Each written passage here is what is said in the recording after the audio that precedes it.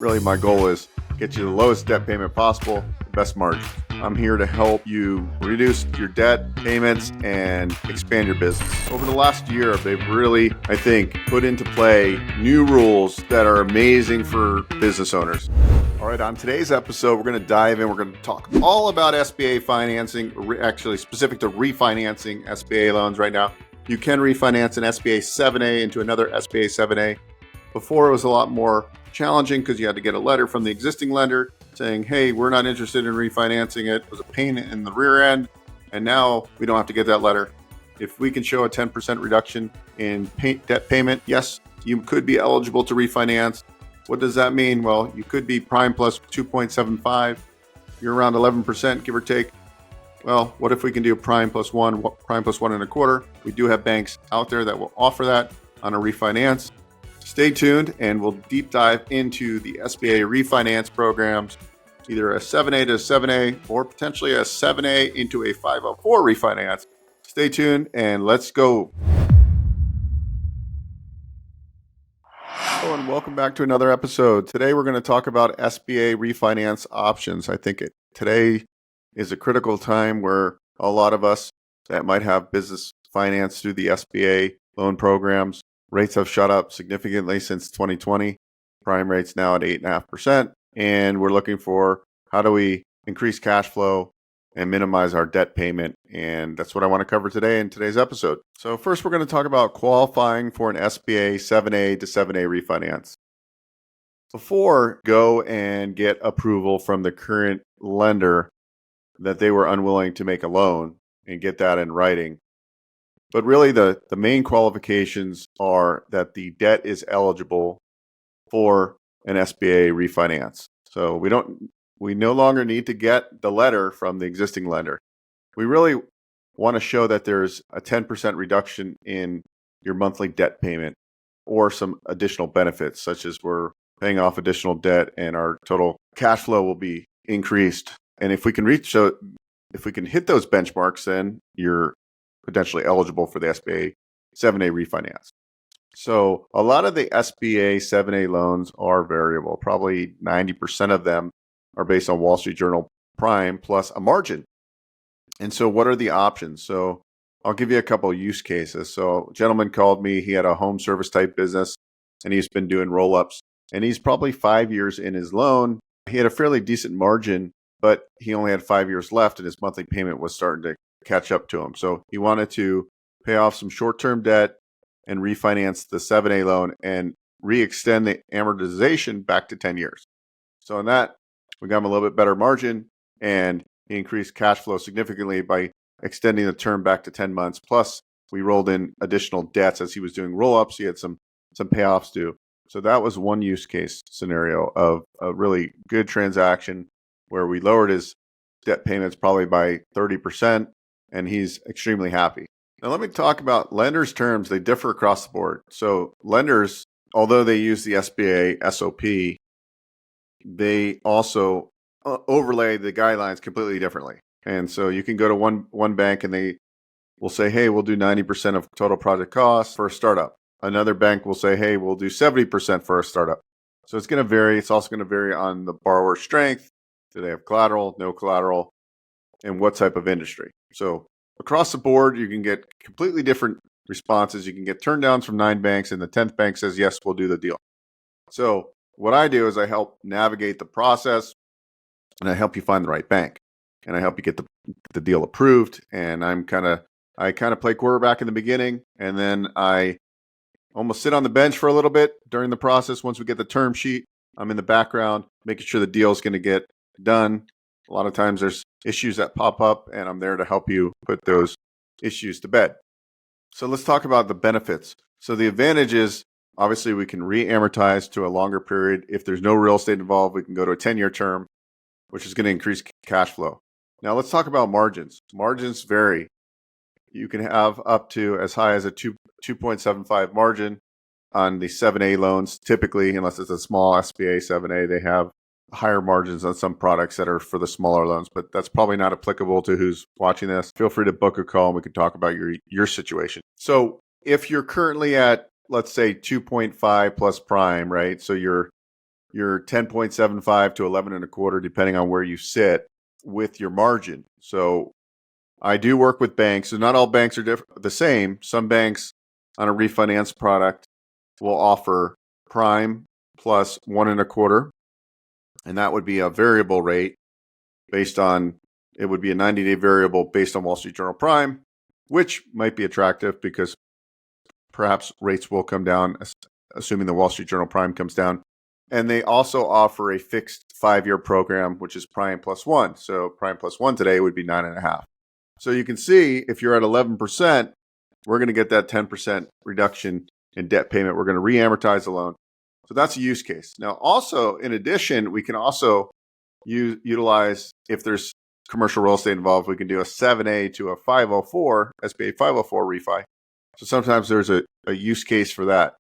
So really, if you have questions and want to figure out what scenario might or might not work, feel free to book a call. You can go to bookwithbeau.com and we can dive into your situation.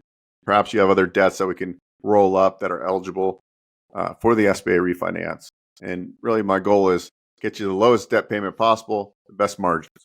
So just talking about our service a little bit more, we provide complimentary assistance in packaging and finding the right lender for you, adding value through our services. So really, we don't charge a fee. There's only one bank I charge a fee, and that's for small loans. And they're usually in the franchise side that we work with them. That's the only time I charge a fee on the SBA loan program, at least for the 7A. 504, I typically don't charge a fee as well. I'm getting paid a referral fee from the bank, credit union, or non-bank SBA lender. So really my service is value add to you. I'm here to help you, reduce your debt payments and expand your business. Additionally to that, lenders sometimes, when they want to increase deal flow, they'll do promotions. For example, I have one 7A lender. If there's CRE involved, commercial real estate, they'll do a fixed rate for 5 years at 8.99. So as you can see, when banks want more deals, they may offer promotions. I'm always keeping on top of that to see where the deals are happening, what lenders are really being more lenient on underwriting, because every deal is different, especially on the acquisition side. We were talking about it earlier. Some deals are just a little bit more hairy, and most banks will turn those down because the cash flow today isn't showing well. They don't like the deal. They don't like the industry. And so there's really an art to finding and navigating and placing these types of deals. And oftentimes, some banks have specialization, and that's where I come into play, is really figuring out where we can place this deal. And I talked about this. It comes at no cost to you, our services. And we also created a special website, which is sbarefi.org. You can go there and you can schedule a call, or you can go to bookwithbeau.com. And really, SBA financing is a very versatile tool. Right now, I would suggest you look into refinances because there's better margins out there, can save you money. Or if you're looking to expand your business, if you're looking to acquire more businesses in your sector, that we can help you do that. If you're doing roll-ups, that kind of thing. Additionally, now, which is interesting, is if you're buying another business in a different industry, which has a different NAICS code, the $5 million aggregate does not come into play anymore. Before, you were capped at $5 million unless you're doing the 504 green. So there's a lot of, over the last year, they've really, I think, put into play new rules that are amazing for business owners. Partial buyouts. Before, you couldn't do partial buyouts. You had to buy them out completely. Now you can do partial buyouts. So I can come in, I can buy a business, and the existing owner, let's say it's an HVAC company, and that owner had the license. The owner could stay in, own less than 19%, not be a guarantor. I could buy him out, and he's happy because he got most of his money. He still wants some part-time work, and he has the license. A lot of use cases like that. Couldn't do that before. Now you can. NAICS code. If different NAICS code, you can have higher than a $5 million aggregate because you can have multiple. I don't even know if there's a cap anymore. To be honest with you, this is just newer to me, but banks and SBA lenders are doing these loans. Additionally, seller financing. So if the seller does what's called standby, where they typically SBA says we can finance on a purchase 90% of the total cost, purchase price, working capital, employee salary. They can finance 90%. So on $1 million total project cost, you would, in theory, have to bring in $100,000. Well, now you can have the seller, in theory, finance that full 10% equity injection. Now, most banks will not do that. So you're seeing 5% seller on standby, meaning they're carrying back 5% for 2 years. No payments due. It can accrue interest. Tongue twister today. You come in with 5%, you come in with $50,000 to close. Some banks will let you do up to 7.5%, so you only need 2.5% equity injection, $25,000. Remember, you can bring in an investor partner. So you can be extremely, extremely creative on these deals. Additionally, full standby used to mean for the term of the loan. So if it was a 10-year term, it had to be on standby for 10 years. Now it only has to be on standby for 2 years. So amazing use cases with the SBA financing. If you need to refi, reach out. Let's discuss the project. Let's see what we can do. It doesn't take too long to get you an LOI from the bank or credit union, a non-bank SBA lender. I'll figure it out quickly, as quick as possible. If you're looking to do expansion, let me know. If you're looking at being creative with deal structuring, that's all up my alley. Happy to help you. Go to bookwithbeau.com, or if you have a refinance, you can go to sbarefi.org. Takes you to a landing page with a calendar link for refinances. Anyways, hope this helps, and I'll see you on the next episode.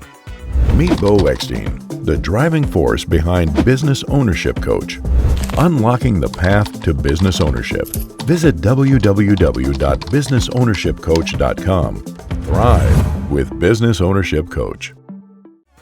Hey guys, Beau Eckstein here. If you enjoyed what you saw, please subscribe to this channel. We talk all things financing. I've been in the lending industry for over 20 years, and I'm happy to answer your questions and provide great content.